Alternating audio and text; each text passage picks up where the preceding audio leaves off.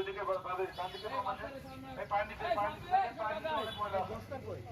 দুদিকে ভাগ হয়ে যাবে। এখানে অনেক অনেক সাইডে অনেক ময়লা আছে।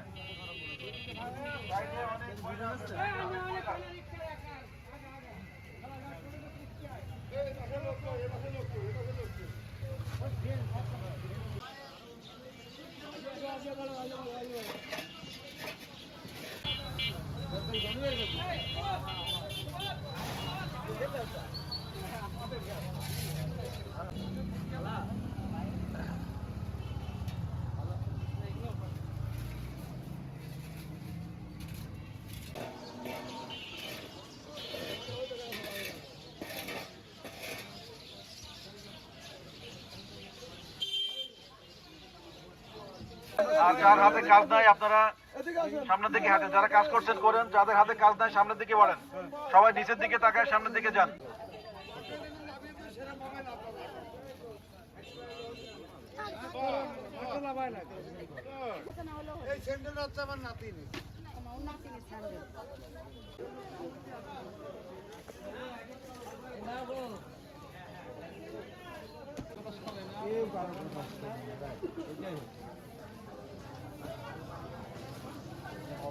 নিচে দেখেন, নিচে অনেক পলিথিন আছে, সিগারেটের ফিল্টার আছে, সিগারেটের প্যাকেট, চকলেটের খোসা, কোনটাই যেন না থাকে ওটা উঠাই নেন সবাই।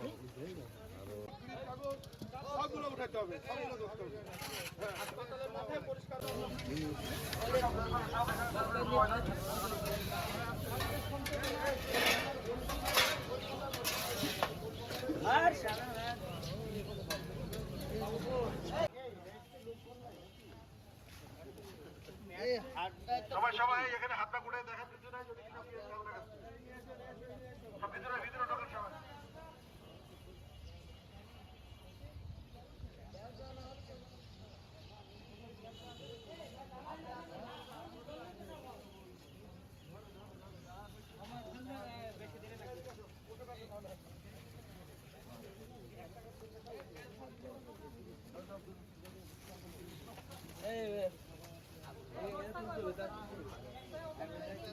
শুক্রবার এবং শনিবার নিয়মিতভাবেই করি।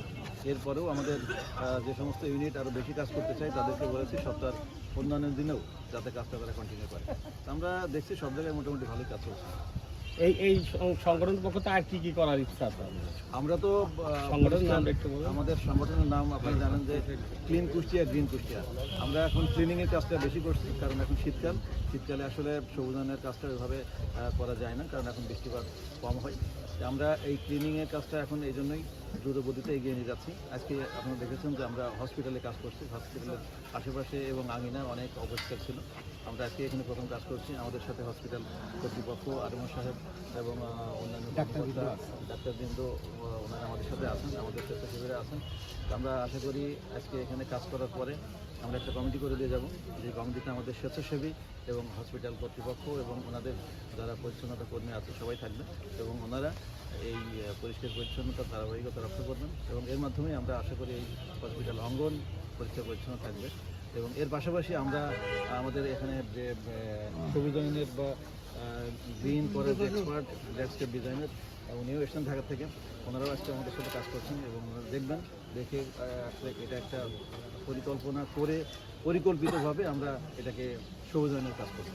আপনারা যে যেখানে মোড়ে মোড়ে করে যাচ্ছেন এই কাজগুলো কি কন্টিনিউ আছে কিনা? যাদের কমিটি কর্তৃপক্ষ করছে এই কাজ প্রত্যেকটা মোড়ে মোড়ে আপনারা দেখবেন যে কাজ কন্টিনিউ আছে, এবং প্রতি সপ্তাহেই ন্যূনতম 2 দিন করে কাজ হচ্ছে, কারণ প্রত্যেকটা জায়গাতে আমরা কমিটি করেছি। সেই কমিটি এর যারা সদস্য তাদেরকে নিয়েও কিন্তু আমাদের মিটিং সমাবেশ হচ্ছে, এবং আপনারা জানেন যে আমরা একটা ঘোষণা দিয়েছি যারা আমাদের কমিটিতে আছে এবং এই যারা ভালো কাজ করছে তাদেরকে নিয়ে আমরা রাজশাহীতে আমরা একটা শিক্ষা সফর করব।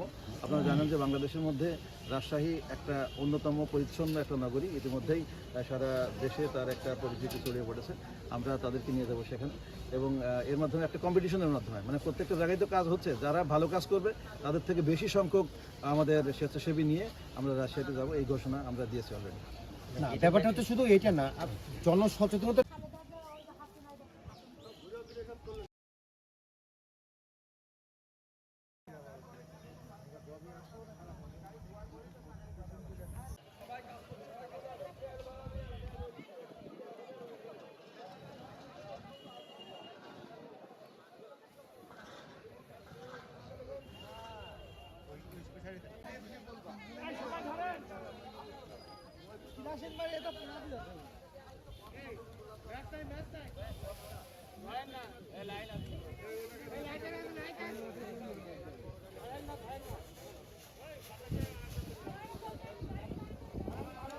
রাজু মামা এইভাবে দাঁড়াতে পারবে ভিডিও করে বসলাম আমি কাজ করো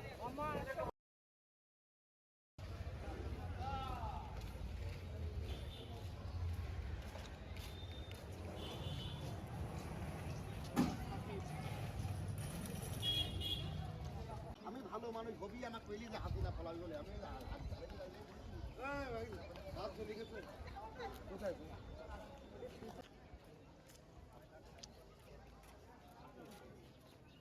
6 লক্ষ লাগে